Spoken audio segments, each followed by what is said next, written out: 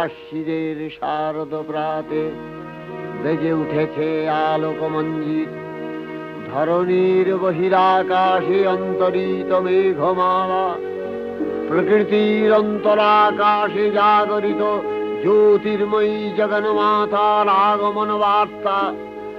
আনন্দময়ী মহামায়ার পদধ্বনি অসীম ছন্দে বেজে উঠে রূপলোক ও রসলোকে আনে নবভাব মাধুরীর সঞ্জীবন।